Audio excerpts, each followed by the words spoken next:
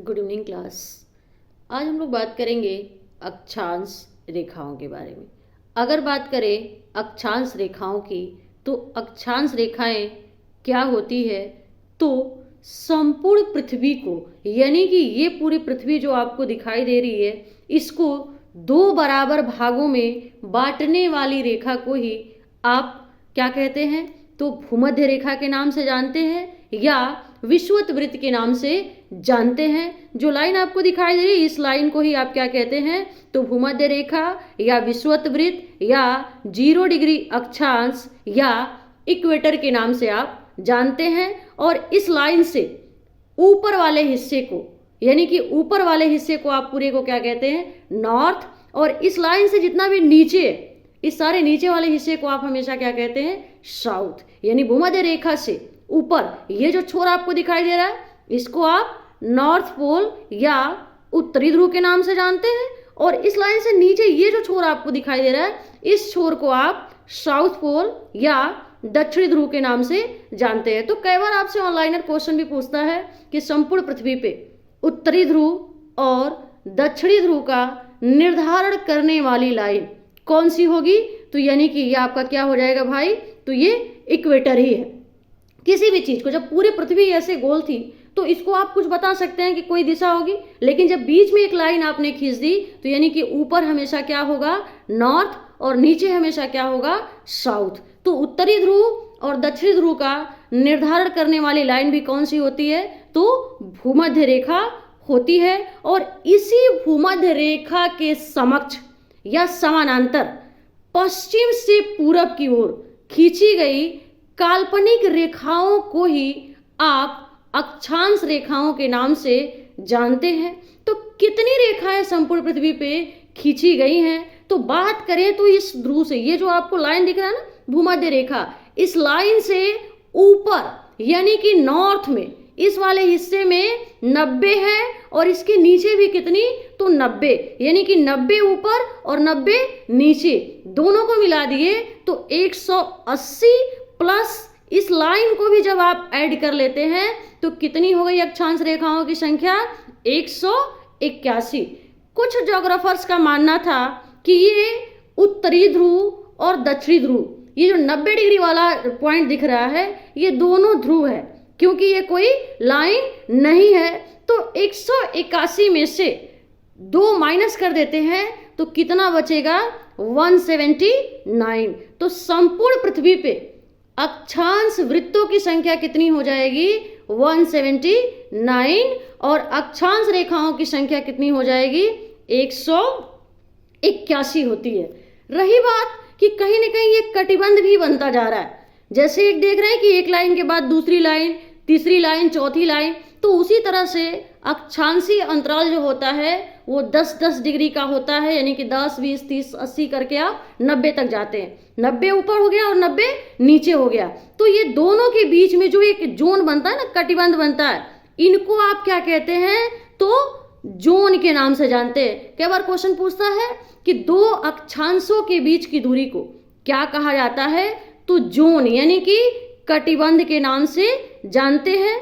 दो अक्षांशों के बीच कितनी दूरियां होती है, तो टोटल जो दूरी होती है वो 111 किलोमीटर होती है, और इसको कहते क्या है भाई, तो जोन के नाम से जानते हैं।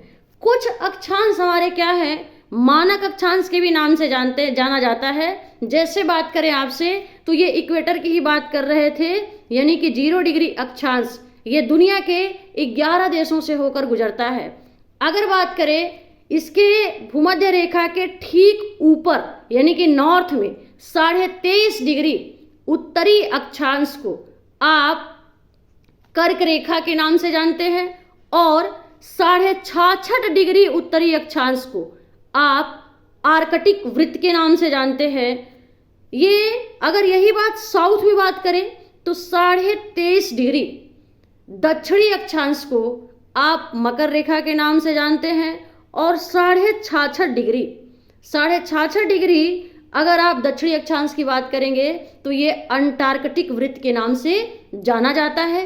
कर्क रेखा की बात करें तो ये दुनिया के लगभग 17 देशों से होकर गुजरती हुई क्या करती है, तो यहाँ आप देख रहे होंगे कि ये क्या करती है, तो भारत से भी होकर गुजरती है। और भारत में भी क्या है, तो भारत के 8 राज्यों से होकर गुजरती है। और भारत को भी 2 बराबर भागों में बांटने वाली रेखा या लाइन कौन सी है, तो कर्क रेखा ही है।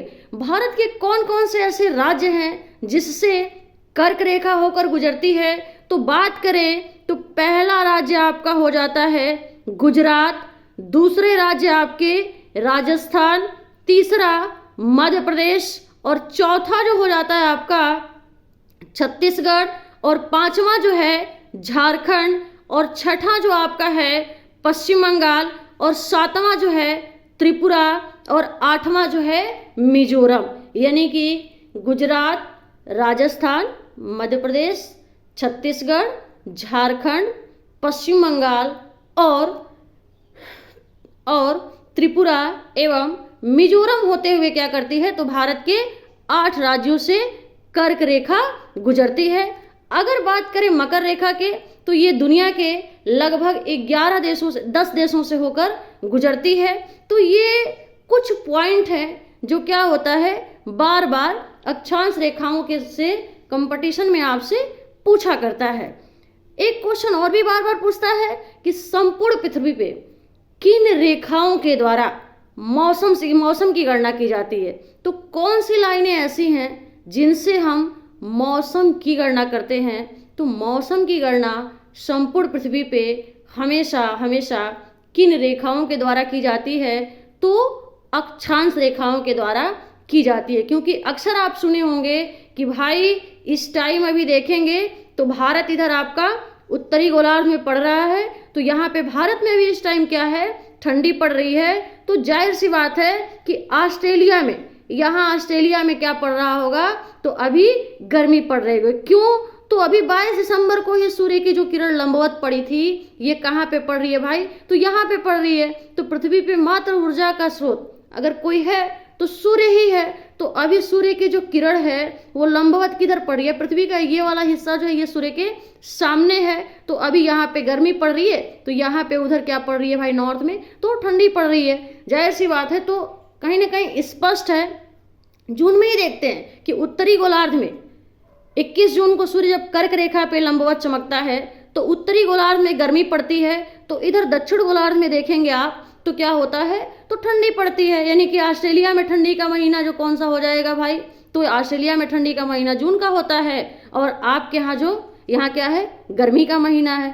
दिसंबर ऑस्ट्रेलिया में क्या है, तो दिसंबर का महीना ऑस्ट्रेलिया में गर्मी का है, और आपके यहाँ क्या है, ठंडी का है। तो देख रहे हैं कि कहीं ना कहीं इस लाइनों से ही सूर्य की किरण लंबवत पड़ती हुई जा रही है। तो इसी पॉइंट को अगर आप देखते हैं अक्सर, तो 21 मार्च और 23 सितंबर को सूर्य की जो किरण होती है ये लंबवत कहाँ पड़ती है, तो ठीक इक्वेटर पे पड़ती है, यानी भूमध्य रेखा पे पड़ती है। तो यहाँ पे संपूर्ण पृथ्वी पे सम दिन रात वाली स्थिति कब हो जाती है, तो देख रहे हैं कि 21 मार्च और 23 सितंबर को। तो कहीं ना कहीं बातें स्पष्ट है कि संपूर्ण पृथ्वी पे मौसम संबंधित घटनाएं जो होती है, मौसम का जो परिवर्तन होता है पृथ्वी की गति के कारण तो हो ही रहा है, लेकिन कहीं ना कहीं क्या होता है, अक्षांश रेखाओं से इसकी गणना की जाती है। और आप जानते हैं कि पृथ्वी अपने अक्ष पे हमेशा क्या करती है भाई, तो पश्चिम से पूरब की तरफ मूव कर रही है। और ये मूव करती हुई पृथ्वी अपने अक्ष पे झुकी कितनी है, तो 23.5 डिग्री का झुकाव लिए हुए पृथ्वी अपने रोटेशन को यानी कि परिभ्रमण गति को कितने समय में पूरा करती है, तो 23 घंटा 56 मिनट 4 सेकंड में। अगर बात करें पृथ्वी के परिक्रमण गति की यानी कि रेवोल्यूशन वाले पार्ट की बात करें, तो इसको पूरा करने में कितना लेती है, तो 365 दिन 5 घंटा 48 मिनट 40 सेकंड का समय क्या करती है, पृथ्वी अपने वार्षिक गति को पूरा करने में लेती है। तो आज के लिए इतना ही। Okay, thank you class.